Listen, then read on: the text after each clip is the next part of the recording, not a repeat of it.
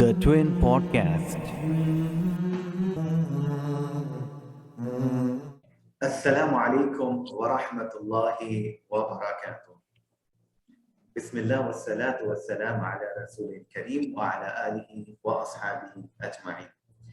Viewers, आज मैं बहुत खुश हूँ और मैं बहुत थैंकफुल हूँ कि सिस्टर राबिया अंजुम ने हम लोग की दावत को कबूल किए और आज इस ट्विन पॉडकास्ट पर तशरीफ लाए. Sister Rabiya Anjum, you're most welcome. Walaikum salam, and thank you so much for inviting me at your platform. Jazakallah khair. तो व्यूअर्स मैं थोड़ा सा इंट्रोडक्शन दे देता हूँ सिस्टर राबिया अंजुम के बारे में. आप सर्टिफाइड हिजामा प्रैक्टिशनर्स हैं और अल्हम्दुलिल्लाह आपने सर्टिफिकेशन एग्जामिनेशंस एक यूके बेस्ड कंपनी से की हैं और बहुत माशाल्लाह से आपने काफी इंफॉर्मेटिव वीडियोस आपके यूट्यूब चैनल पर काफी डिटेल्स है और इंशाल्लाह हमारे डिस्क्रिप्शन में आपको सिस्टर के यूट्यूब चैनल के डिटेल्स मिल जाएंगे. तो और यकीनन सबसे इम्पोर्टेंटली आपने लाइसेंस पर काम किए और आप प्रोफेशनल वेलनेस अलायंस PWA के लाइसेंस के लिए भी अप्लाई किए. आप कनाडा में रहते हैं और क्योंकि यकीनन रुक़िया और हिजामा में बहुत गहरा ताल्लुक है तो इंशाल्लाह हम आज डिस्कस करेंगे इसके बारे में जो कि इसमें और हमारे इल्म में इजाफा करें. तो सिस्टर जज़ाकल्लाह खैर, मेरा पहला सवाल रहेगा कि हिजामा किस तरीके से लोगों को आज मदद कर रही, किस तरीके से लोगों को शिफा हिजामा के थ्रू मिल रहा है. जी, थैंक यू सो मच. आपका बहुत अच्छा क्वेश्चन है ये और इसके बारे में मैं एक्चुअली वीडियोस भी बनाती हूँ और साथ में कुछ आर्टिकल्स भी राइट करती हूँ and I wrote an article about that too कि आजकल जितना ज़्यादा हम लोगों को ज़रूरत है हिजामा कपिंग थेरेपी के शायद उससे पहले कभी इतनी ज़्यादा नहीं हुई थी. The reason behind that is the lifestyle that we chose, the food that we choose कि क्या हमें खाना है, कैसे हमें खाना है, जिस तरह से हमारा लाइफस्टाइल हो गया है जिसकी वजह से बहुत ज़्यादा जो है वो चीज़ें हमारी बहुत स्लो डाउन हो गई हैं. फूड प्रोसेसिंग के हिसाब से कह रही हूँ कि पहले जो है वो हमारा फूड बहुत नेचुरल था और अब जो फूड आता है मार्केट में और जो फूड चॉइसेस हम अपने लिए चूज करते हैं उनकी वजह से टॉक्सिन्स हमारी बॉडी में बहुत ही ज्यादा हो जाते हैं और टॉक्सिन्स जो हैं दे गेट इन, उनको आप जब भी कुछ भी खाएंगे वो बहुत आराम से हमारी बॉडी के अंदर चले जाते हैं. उनका जो है वो बाहर निकलने का जो सिस्टम है वो इतना ज्यादा स्ट्रांग नहीं रहा है. उसकी वजह सबसे पहले यही है कि हमारा लाइफस्टाइल ऐसा है कि हम देर से सो के उठते हैं, एक्सरसाइज नहीं करते और मोस्टली जो है वो नाइट टाइम की जॉब्स होती हैं जिसकी वजह से सिस्टम बहुत ऑड हो जाता है और प्रोसेस्ड फूड और जो ये फास्ट फूड है वो ज़्यादा हमारी डाइट का जो है वो हिस्सा बन गया हुआ है जिसकी वजह से जो है वो हमारी बॉडी में वो सब जो न्यूट्रिएंट्स हैं वो कंज्यूम हमारी बॉडी नहीं कर पाती जिनकी वजह से इसको स्ट्रॉन्ग और प्रोटेक्टेड होना चाहिए. सबसे ज्यादा इम्पोर्टेंट चीज यही है कि हमारी जो बॉडी है उसको न्यूट्रिएंट्स की जरूरत है, उसको प्रॉपरली हाइड्रेट होने की जरूरत है.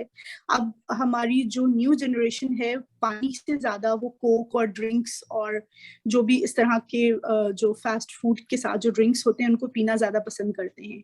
वो तमाम जो है हमें बहुत सारे टॉक्सिन्स होते हैं जो कि हमारी बॉडी के अंदर जाकर हमारी बॉडी को बहुत ज्यादा खराब करते हैं. Water is the best hydrating material जो कि आपको प्रॉपरली हाइड्रेट करता है. आपका क्लींजिंग प्रोसेस वाटर के थ्रू बहुत ही अच्छा होता है. लेकिन चूंकि हमारी फूड चॉइसेस बहुत पुअर हो गई हैं, हमारा लाइफस्टाइल बहुत ज्यादा जो है वो डेलिकेट हो गया है, उसकी वजह से टॉक्सिन्स हमारी बॉडी में पहले के जमाने की निस्बत बहुत ज्यादा है. और हिजामा कपिंग थेरेपी का जो सबसे ज्यादा मेन कॉज और मेन पर्पस है, it is cleaning of your body. आपकी बॉडी को क्लीन करता है.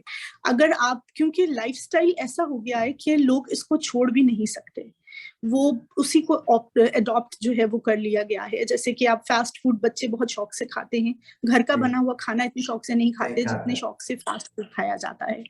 तो अगर तो because it is there lifestyle now, तो साथ में अगर वो कुछ ऐसा सिस्टम भी करें कि बॉडी की क्लीनिंग भी साथ साथ चलती रहे, आपकी टॉक्सिनेशन भी प्रॉपर्ली, डिटॉक्सिफिकेशन प्रॉपर्ली होती रहे, उससे बहुत ही ज्यादा फर्क पड़ता है। उससे आपकी जो बॉडी की जो स्ट्रेंथ हमारी लूज हो गई है वो आपकी गेन हो जाती है, और भी बहुत सारे फायदे हैं जिनको हम आगे इंशाल्लाह डिस्कस करेंगे। लेकिन मेन जो मैं समझती हूँ, जैसे कि अब हमारा फूड है वो पहले की तरह नेचुरल और पहले की तरह प्रॉपर नहीं रहा है। फर्टिलाइजेशन में बहुत सारे टॉक्सिक केमिकल्स, बहुत सारे हार्मोन्स जो हैं वो इन्वॉल्व हो जाते हैं, पेस्टिसाइड्स बहुत यूज किए जाते हैं, जिसकी वजह से हमारा, जिसे हम समझते हैं कि वो नेचुरल फूड है, वो भी अब इतना नेचुरल नहीं रहा है। तो उसकी वजह से टॉक्सिन्स बहुत ज्यादा बॉडी में हो गए हैं, जिनको क्लीन अप करना और जिनको जो है वो प्रॉपर करना बहुत जरूरी है। तो इसका मतलब हुआ कि इन एडिशन अब वैसा होता भी है कि हम बच्चों को अगर रोकना भी चाहे, अगर दुकान में हम स्टेप इन कर दिए तो पूरे शक्कर की चीजें मिलेंगे और ओवरली स्पाइस्ड ऑफ होंगे। दूसरी चीज ये प्रॉब्लम है कि एक तो हम पानी भी इनपुट, अगर प्यास भी लगी तो हम जाके पेप्सी और कोक को उठा लेंगे, या कौन सा भी जूस बच्चे उठा लेते, चाहे मैंगो जूस हो या any of that sort beverages को उठा लेंगे। अब इवन बड़ों के पास अगर हम आ जाते हैं तो यूजुअली सबसे इजी थिंग, अगर पानी is the last thing that we opt, क्योंकि थोड़ा उसके अंदर प्लेन टेस्ट नहीं रहता, तो थोड़ा सिजलिंग टाइप के जूसेस ले लेंगे ताकि रिफ्रेश क्विक हो जाए, एनर्जी जल्दी मिल जाए बॉडी को। तो बेसिकली सिस्टर आप बहुत इंपॉर्टेंट चीजें बताएं यहाँ पे, दो चीजें, एक टॉक्सिन्स जो अंदर है वो पानी से ज्यादा अपन लोग उसको क्या अपने वॉश ऑफ करते हैं, दूसरा हिजामा से आप क्या अपने टॉक्सिन्स को निकाल सकते हैं, रिमूव किया जा सकता है। बिल्कुल। तो अब ये टॉक्सिन्स की वजह से लोगों को क्या क्या बीमारियां होती है और हिजामा से किस तरीके से उन लोगों को फायदे हो सकते हैं? टॉक्सिन्स की वजह से जो अब तक मुझे एक्सपीरियंस करने को मिला है और जो मैंने देखा है, सबसे जो बड़ा और ड्रास्टिक प्रॉब्लम है वो हार्मोनल इम्बैलेंसिंग का है, स्पेशली इन यंग किड्स। क्योंकि प्रोसेस्ड फूड और फास्ट फूड का ज्यादा रिवाज जो है वो आजकल के यंग बच्चों में है, उनमें सबसे ज्यादा और सबसे मेजर प्रॉब्लम हार्मोनल इश्यूज का है। और हार्मोनल इम्बैलेंसिंग की वजह से बहुत सारे जो प्रॉब्लम्स हैं वो आपकी बॉडी के साथ अटैच हो जाते हैं।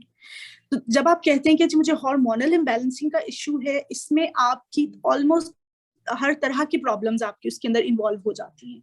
लेडीज की, बच्चियों की स्पेशली जो लेडीज प्रॉब्लम्स हैं उनमें इतना ज्यादा इजाफा हो जाता है, इन बच्चियों का मेंस्ट्रुअल साइकिल बहुत ज्यादा डिस्टर्ब हो जाता है, और इसके अलावा जो है वो इनफर्टिलिटी के और कंसेप्शन के बहुत सारे प्रॉब्लम्स अब कॉमन इसी वजह से हुए हैं, क्योंकि हमारे हार्मोन्स जो हैं वो इम्बैलेंस्ड हो गए हैं। और जो डिटॉक्सिफिकेशन है उसकी वजह से सबसे ज्यादा इंपॉर्टेंट चीज यही होती है कि हमारा हार्मोनल इम्बैलेंसिंग स्टार्ट हो जाता है, not even in girls but in boys as well. लेकिन गर्ल्स का स्पेसिफिकली मैं कहूंगी क्योंकि उनकी और ज्यादा कॉम्प्लिकेटेड प्रॉब्लम्स हो जाती हैं। लेकिन आपका अगर हार्मोनल इम्बैलेंसिंग है, आपका मेटाबॉलिज्म जो है वो प्रॉपर्ली वर्कआउट नहीं कर रहा, if it is not working properly, it means कि आपका जो वेट है वो गेन हो रहा है। थायराइड के प्रॉब्लम्स उसकी वजह से होते हैं, उसकी वजह से पीसीओएस के प्रॉब्लम्स लेडीज में बहुत ही ज्यादा कॉमन है। मैंने अभी एक आर्टिकल भी पीसीओएस और थायराइड के बारे में लिखा था, and when I did some research about it, तो उसमें लिखा था कि 10 in 1 ladies have one of these problems. या तो किसी को पीसीओएस का प्रॉब्लम है या फिर किसी को थायराइड का प्रॉब्लम है, और आप जब उसकी जड़ तक पहुंचते हैं तो उसका मेन कॉज हार्मोनल इम्बैलेंसिंग ही होता है। हार्मोनल इम्बैलेंसिंग क्यों होता है? टॉक्सिन्स की वजह से। और एक इम्पोर्टेंट पॉइंट इसमें आती है कि ये टॉक्सिन्स की वजह से और ये केमिकल्स इनपुट्स की वजह से इवन रूहानी बीमारी में इजाफा होता है। तो सिस्टर आप क्योंकि हिजामा के अंदर है तो आप कैसे अपने थोड़ा इसके ऊपर आप बता सकते हैं कि किस तरीके से रूहानी और जिस्मानी तौर पर ये चीजें हमारे पर हैवक क्रिएट किए हैं। रूहानी तौर पर एक बहुत ही इम्पोर्टेंट पॉइंट मैं यहाँ पे आपसे डिस्कस करना चाहूंगी, डिप्रेशन।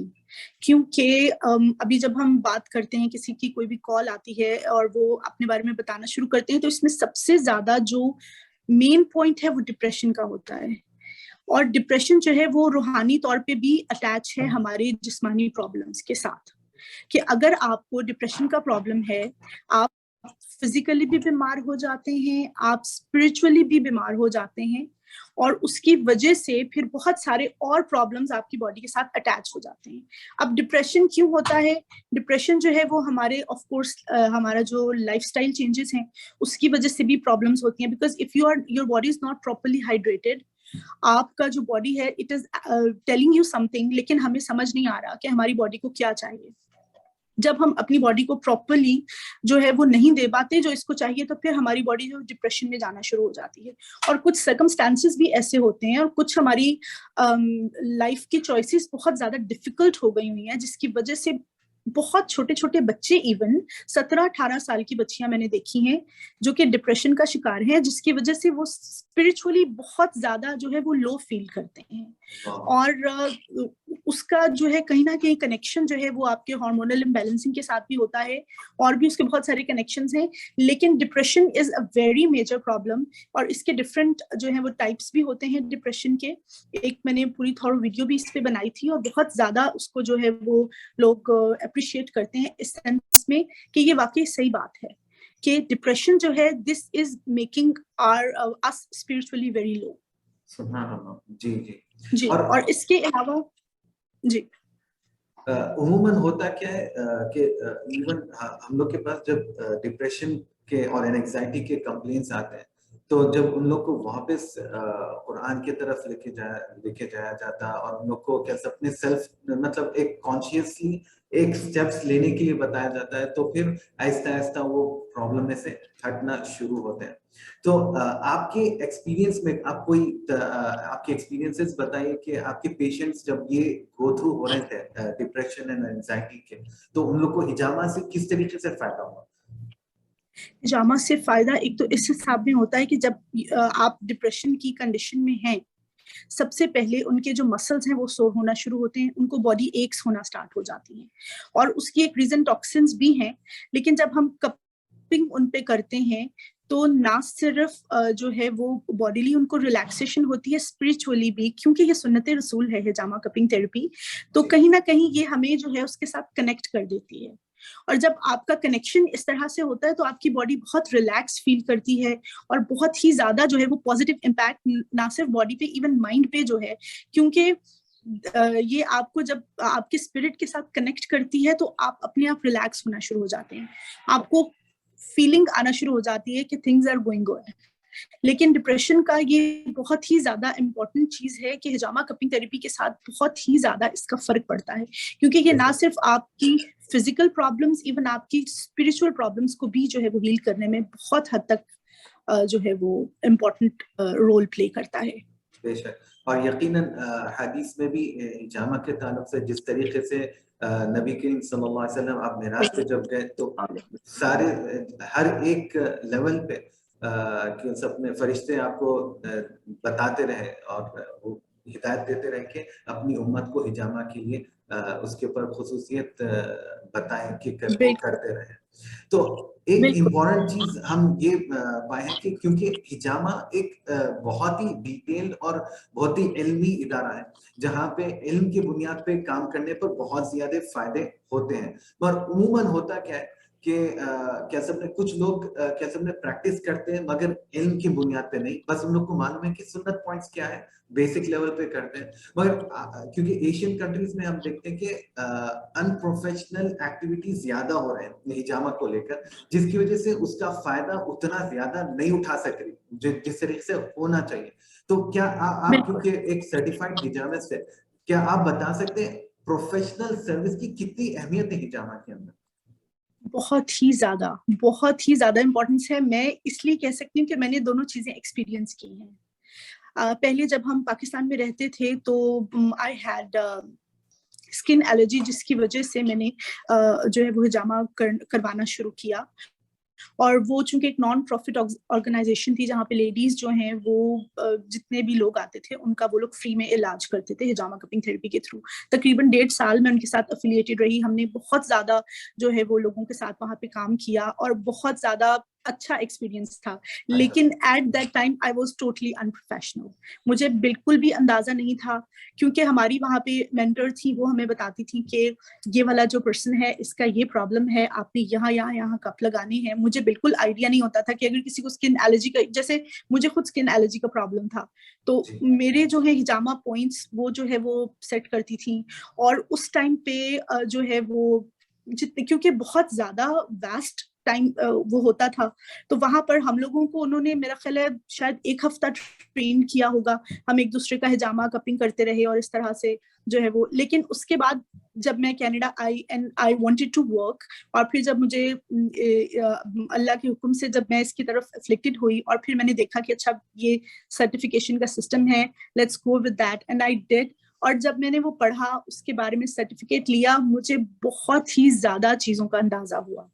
और जब मैंने उसको जो है वो कंपेयर किया अपने पुराने एक्सपीरियंस के साथ, तो उस टाइम पे मुझे लगता था वी डिड अ लॉट, और हमने बहुत ज्यादा लोगों की हेल्प की और बहुत काम किया और मुझे बहुत चीजों की समझ आ गई है। लेकिन that was not the point, इसलिए कि जब मैंने सर्टिफिकेट लिया, जब मुझे चीजों का अंदाजा हुआ, तब मुझे समझ आई कि नहीं, प्रोफेशनल तरीके से काम करना और अनप्रोफेशनली काम करने में बहुत फर्क है। इवन कई ऐसे लोग हैं कि अगर किसी अनप्रोफेशनल लोगों के पास चले भी जाते हैं तो उनको फायदा नहीं होता, उनको उल्टा नुकसान हो जाता है कई दफा। अब हमें उन लोगों ने प्रॉपरली सिखाया था कि आपने जो हमारा जो ब्लेड होता है, आपने उसको किस तरह से उसको होल्ड करने का एक प्रॉपर तरीका है। और पहले आई डिडंट नो दैट, हमने जब उसको पकड़ना, हमने कट्स लगाने और हमारा काम खत्म। लेकिन ये तरीका बिल्कुल भी ठीक नहीं था, वो बिल्कुल भी सही नहीं था। हमें प्रॉपरली उन्होंने होल्ड करना सिखाया कि आप इसको होल्ड कैसे करेंगे। और आपको अक्सर जो है वो, जब मेरे YouTube का जो मेरा चैनल है उस पर अक्सर नीचे जो पॉइंट्स लोगों ने लिखे होते हैं, उनका ये होता है हमें इसकी वजह से ये फायदा नहीं हुआ। इवन लोगों को ये आइडिया नहीं होता कि आपको जो आपका अपर बॉडी स्किन है, एपिडर्मिस जो हमारा है, उसके ऊपर आपको शैलो कट्स लगाने चाहिए। बहुत डीप कट्स लोग लगा देते हैं। हमारी एपिडर्मिस से नीचे जो हमारी लेयर है, उसमें हमारी आर्टरीज एंड कैपिलरीज होती हैं, जिनको हम टच नहीं कर सकते। खुदा न खास्ता अगर उसमें से भी कोई टच हो गई तो आपको बहुत ज्यादा नुकसान हो सकता है। अब जो प्रोफेशनल नहीं है, जिसको अंदाजा नहीं है, वो इन चीजों को गौर नहीं करते। हाइजीन का बहुत ज्यादा पॉइंट इम्पोर्टेंट है। अगर आपने सीखा नहीं है, आपने जो है उसको पढ़ा नहीं है, तो आपको अंदाजा नहीं होगा कि hygiene is very important in this. आपको हाइजीन का बहुत ख्याल रखना होता है। मेरे पास अक्सर 2 या 3 एक साथ जब क्लाइंट्स आती हैं लेडीज, तो वो मुझे, उनको ये होता है कि जी हमारे पास टाइम कम है, आप जरा थोड़ा जल्दी कर दें, आप ऐसे करें, हम दोनों का इकट्ठे कर दें। तो कहती है देखिए ऐसे नहीं होता है। हाइजीनिकली मैं एक ग्लव के साथ 2 लोगों को डील नहीं कर सकती। आप लोगों की अपनी हेल्थ की सेफ्टी के लिए प्रॉपर नहीं है।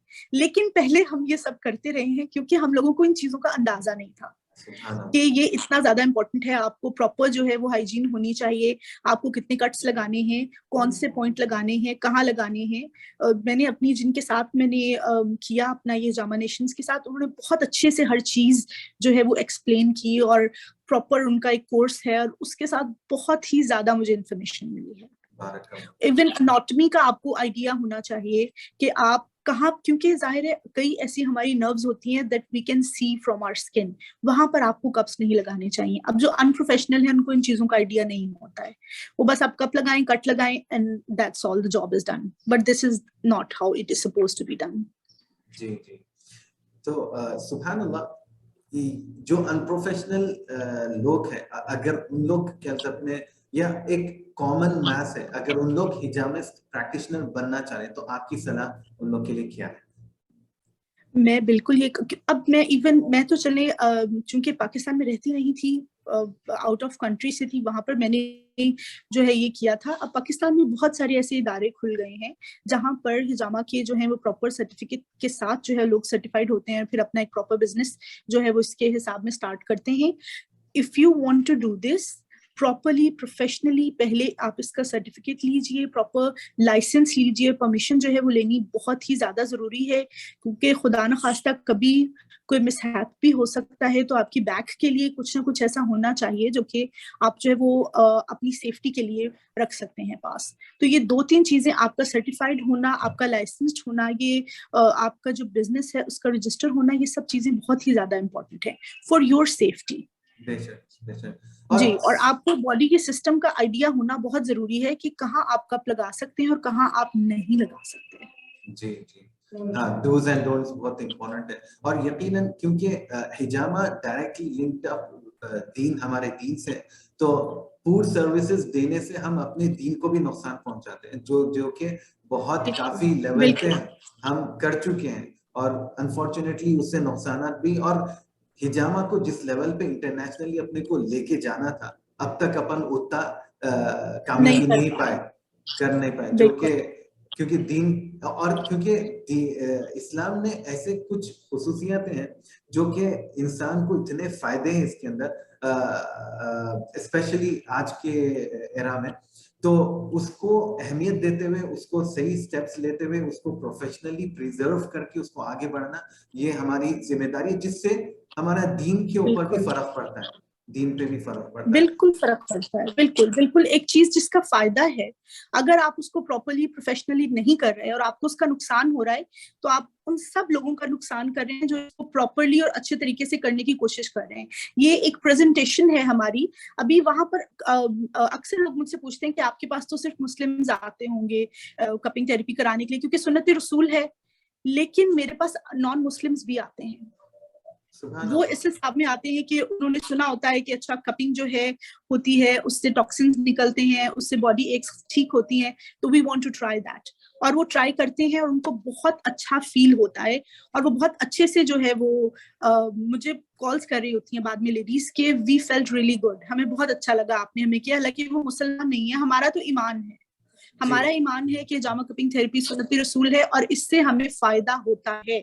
लेकिन जाहिर है उन लोगों का सिस्टम और तरह का है, लेकिन दे लाइक कपिंग थेरेपी क्योंकि इसके फायदे होते हैं, और अगर अच्छा उनका एक्सपीरियंस रहेगा तो जाहिर है वो और करवाएंगे। लेकिन ऐसे बहुत सारे कई मेरे मुस्लिम बहन भाई भी हैं जिनसे कपिंग थेरेपी से रिलेटेड कोई बात हो तो वो डर जाते हैं, कहते हैं नहीं जी हमने एक दफा करवाया था, पाकिस्तान में कहीं करवाया था, हमारा एक्सपीरियंस बिल्कुल अच्छा नहीं रहा और हमें अब ये नहीं करना है। तो वो फिर उस तरफ आते ही नहीं है कि ये हम नहीं कर सकते, हमें बहुत डर लगता है, बहुत अरसे तक हमें बहुत प्रॉब्लम हुई थी। सुभान अल्लाह। तो इवन ये लोग जो दीन के अंदर जो अल्लाह सुब्हानहू तआला खुसूसियत रखे इलाज का, उससे दूर हो गए अनप्रोफेशनल सर्विस की बुनियाद पर। तो अब मैं ये पूछना चाहूंगा, क्योंकि उम्मन हिजामा का रुक़या से बहुत ज्यादा गहरा ताल्लुक है, तो उम्मन जब आप कैसे अपने कपिंग करते हैं तो लोगों को नजर और हसद लगी हुई रहती है, और किसी को कैसे अपने जादू का असरात रहते हैं। तो आप कुछ इसके अंदर कुछ एक्सपीरियंस आप शेयर करें जिस इसके ताल्लुक से, नजर हसद का जो कपिंग से। मेरा एक्चुअली मेरा अपना डायरेक्टली तो इससे कोई ऐसा अभी तक एक्सपीरियंस मेरा नहीं हुआ है, और हमें ये भी कहा गया था कि अगर आपको हिजामा के साथ रुकिया करना है तो उसके लिए आपको स्पेशल परमिशन लेनी होती है वहाँ के जो इमाम होते हैं उन साहब से। आप खुद ही से ये, क्योंकि ये बहुत ही इंपॉर्टेंट चीज है, आप रुकिया कर रहे हैं, दिस इज वेरी इंपॉर्टेंट, उसके लिए आपको परमिशन जो है वो आपकी बहुत ज्यादा जरूरी है। तो मैं अभी उस लेवल तक नहीं गई हूँ कि मैं प्रॉपर परमिशन लेके सब काम स्टार्ट कर सकूं, लेकिन इंशाल्लाह it is on my work list. मैं इसको इंशाल्लाह आगे प्रोसीड जरूर करूंगी, क्योंकि उसके लिए भी एक कोर्स है जो मुझे करना होगा, और उसकी मुझे सर्टिफिकेशन जब मिलेगी इंशाल्लाह उसके साथ फिर ये भी स्टार्ट करूंगी। लेकिन मैंने खुद डायरेक्टली तो ऐसा डील नहीं किया, लेकिन जब हम लोग पाकिस्तान में काम करते थे और एज ए वॉलंटियर मैंने जब काम किया तो वहां पर ये चीज मैंने देखी थी। आई सॉ डिफरेंट पीपल के, कुछ जो हमारे से ज्यादा एक्सपीरियंस्ड लोग थे वो ऐसे लोगों को डील करते थे, और हिजामा कपिंग थेरेपी के दौरान जो है वो काफी ज्यादा जो है वो मेरे हिसाब में वो थोड़ा सा टेरिबल एक्सपीरियंस था, बिकॉज हम लोग न्यूबीज थे, और वो जब उन पे कप लगाए गए वो जो पोजेस्ड थी लेडी, और उनका जो रिएक्शन था वो बहुत ही ज्यादा जो है वो वियर्ड था, और मैं बहुत ज्यादा घबरा गई थी। मैंने कहा अच्छा ये वाला जो है ना काम करने के लिए आपको बहुत हिम्मत और बहुत ताकत चाहिए, और वो इंशाल्लाह मैं करूंगी आगे फ्यूचर में। लेकिन अभी तक डायरेक्टली मैंने ऐसा कोई डील नहीं किया, चूंकि मैंने अभी परमिशन भी नहीं ली है और इसका कोर्स भी नहीं किया है, तो अभी जो है वो इस तरफ मैं नहीं आ रही हूँ। अभी मैं सिर्फ हिजामा कपिंग थेरेपी और जो फिजिकल प्रॉब्लम्स हैं उनकी तरफ मेरा ज्यादा रुझान है, और चूंकि मेरा सर्टिफिकेट भी उसी से रिलेटेड है तो ज्यादा मैं उसी पे काम करती हूँ। क्योंकि हिजामिस के तौर पर, क्योंकि the other side of the story कोई बताते नहीं है, तो एज अ हिजामिस्ट आप what you go through as a hijamist, क्योंकि डिफरेंट टाइप्स ऑफ पीपल आते हैं, उन लोग को आप हिजामा करते हैं, तो एज अ हिजामिस्ट आपकी साइड ऑफ द स्टोरी क्या है? हम लोग एक्चुअली मैंने अपने कोर्स में भी ये पढ़ा था कि sometimes that you don't know what the other person is going through, तो उसके लिए आपको अपने आप को spiritually protect करना बहुत जरूरी होता है। तो हम लोग भी प्रॉपरली जो है वो क्लीन होके, प्रॉपर ड्रेस्ड होके जो है वो सलातुल हजात की 2 रकात नमाज अदा करते हैं, अपनी प्रोटेक्शन के लिए दुआ करते हैं। साथ में आयतुल कुर्सी का जो है वो विर्द हमारा कंटिन्यू रहता है ड्यूरिंग द प्रोसेस, और जो हमारे चारों कुल हैं उनको पढ़ के भी अपने ऊपर जो है वो दम करते हैं, ताकि अपने आप को भी हम लोग स्पिरिचुअली प्रोटेक्ट कर सकें। और ये जो है ये प्रोटेक्शन हमारे लिए बहुत जरूरी है। मेरा तो अपना एक्सपीरियंस ऐसे नहीं हुआ, लेकिन आई हर्ड दैट कि समटाइम्स जब किसी ऐसे पर्सन का हिजामा किया जाता है तो उससे जो है वो हिजामिस्ट को भी इफेक्ट होता है। वो जो है उनकी सेहत पर स्पिरिचुअली थोड़ा बहुत उनको इसका असर होता है। इसीलिए हमें प्रॉपर उन्होंने जब मैंने कोर्स नहीं किया था, हम लोग को इतना अंदाजा नहीं था कि these things are very important. लेकिन हमारी मेंटर हमें ये कहा करती थी कि आफ्टर डूइंग हिजामा फॉर ऑल दोस पीपल, एक दिन में हम लोग तकरीबन 7 से 8 लोगों का हिजामा करते थे वहां पर, जब मैं ऑर्गेनाइजेशन के साथ लिंक्ड थी। लेकिन at the end of the day हमारा जो सुन्ना पॉइंट यहाँ पे होता है अल-काहिल, यहाँ पर हम लोग जरूर कप लगवाते थे एक दूसरे से अपने आप को प्रोटेक्ट करने के लिए, दैट इफ समथिंग हैपन, क्योंकि ये सुन्ना पॉइंट भी है और इसके बहुत ज्यादा फायदे हैं। एक हदीस के मुताबिक 72 problems, if any one of that is in your body, इस एक पॉइंट पे कप लगाने से जो है वो अल्लाह के हुक्म से आपके वाले मसले जो है वो हल हो जाते हैं। तो अब अपनी प्रोटेक्शन के लिए हम लोग यहाँ पर कप जरूर लास्ट में at the end of the day लगवा कर जाया करते थे, टू प्रोटेक्ट आवरसेल्व्स। जी, अब इसके अंदर बास हिजामिस्ट के साथ हम लोग का गुफ्तगू जब होती थी तो प्रोटेक्शन बहुत ही लो लेवल पे करते थे। जाहिर सी बात है क्योंकि ट्रेनिंग नहीं दी जाती और इनके कमी की वजह से नहीं करते। तो आप उन लोग को क्या एडवाइस देना चाहेंगे इसके इस सिलसिले में? नहीं, अपनी प्रोटेक्शन बहुत ही ज्यादा जरूरी है। आपको आयतुल कुर्सी का विर्द करना जरूरी है, 7 टाइम्स आप अपने ऊपर पढ़ के उसको दम कीजिए। आप सलातुल हजात के 2 नवाफिल अदा कीजिए, अपनी प्रोटेक्शन के लिए दुआ करें। और कुरान मजीद की जो सूराज हैं जिनसे बल्कि रुकिया किया जाता है, उन तमाम सूराज को पढ़ के अपने ऊपर दम करना बहुत जरूरी है। और इंशाल्लाह अल्लाह के हुक्म से जो है वो प्रोटेक्शन हो जाती है। और जिनको ये नहीं करते हैं उनको फिर कई दफा जो है वो फिजिकली भी प्रॉब्लम्स इनकी वजह से और स्पिरिचुअली भी प्रॉब्लम्स का सामना करना पड़ता है। तो हम लोगों को ये चीज सिखाई गई थी कि इसको आपने अपने आप को प्रॉपरली, क्योंकि हमारा प्रोफेशन है ये, तो अपने आप को जो है ये प्रोटेक्ट करना बहुत ही ज्यादा जरूरी है। इस चीज को लाइट जो है वो बिल्कुल भी नहीं लेना चाहिए। जी, एक लास्ट क्वेश्चन रहेगा मेरा कि एज अ पेशेंट उन लोग को आप क्या एडवाइस देंगे कि अगर वो हिजामा ट्रीटमेंट लेने जाते हैं तो what is your advice for them? Well, my one and only advice is कि थोड़ा सा सब्र के साथ काम लें। क्योंकि होता ये है, मैं अक्सर सोचती हूँ कि लोग इतनी जल्दबाजी में क्यों होते हैं। उसकी रीजन ये है कि हमारा लाइफस्टाइल ऐसा हो गया है। फर्ज करें अगर हमें सर दर्द हो रहा है तो हम मेडिसिन लेते हैं, विद इन 20 डेज हमारा 20 मिनट्स हमारा जो सर दर्द है वो ठीक हो जाता है।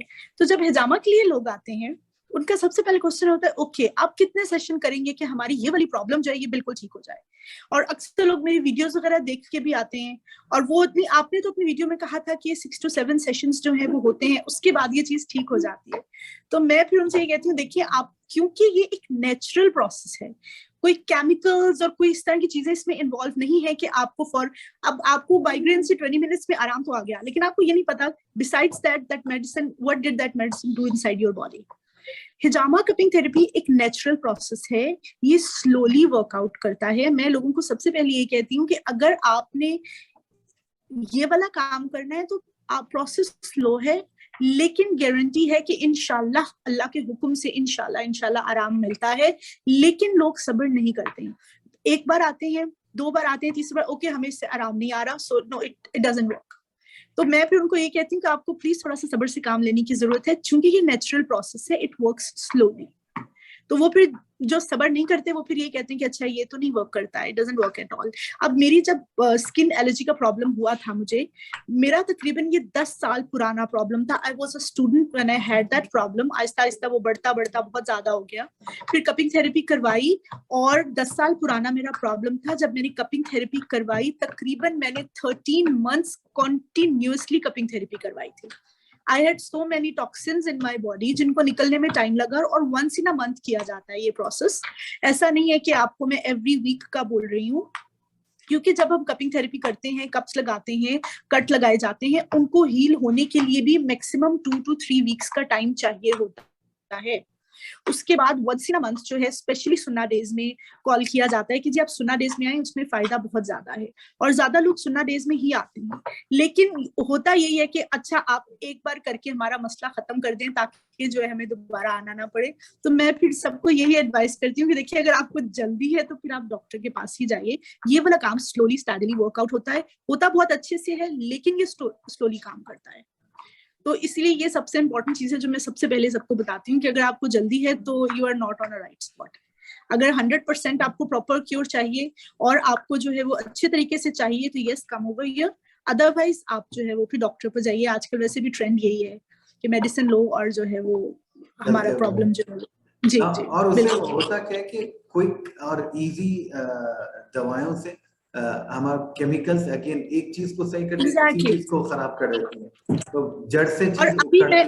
बिल्कुल बिल्कुल। और अभी मैं आपको बताऊं, ज्यादातर हमारी जो डिजीजेस और प्रॉब्लम्स इस तरह की हैं कि जिसमें आप continuously you are taking medications. ये नहीं है कि आपने मेडिसिन लिए, आपका प्रॉब्लम ठीक हो गया, now you are good to go. आप जब तक हैं आपको मेडिकेशंस की जरूरत पड़ती रहती है, आप कंटिन्यूअसली मेडिकेशंस ले रहे हैं।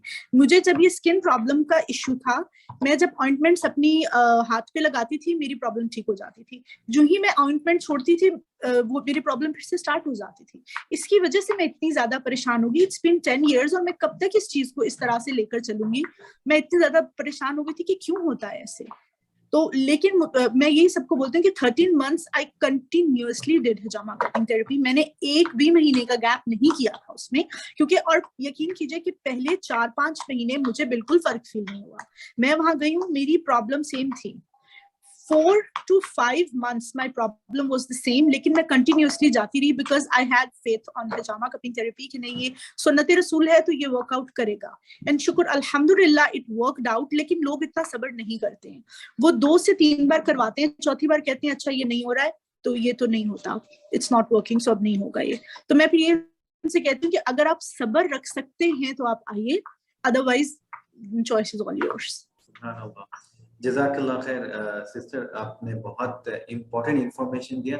डियर व्यूअर्स, अगर आपको ये वीडियो पसंद आई तो ज़रूर आप अपने लोगों में शेयर कीजिए, उसको लाइक कीजिए और यकीनन आप सब्सक्राइब भी कीजिए।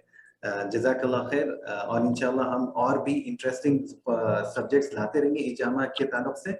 Until next time, अस्सलाम वालेकुम व रहमतुल्लाहि व बरकातहू।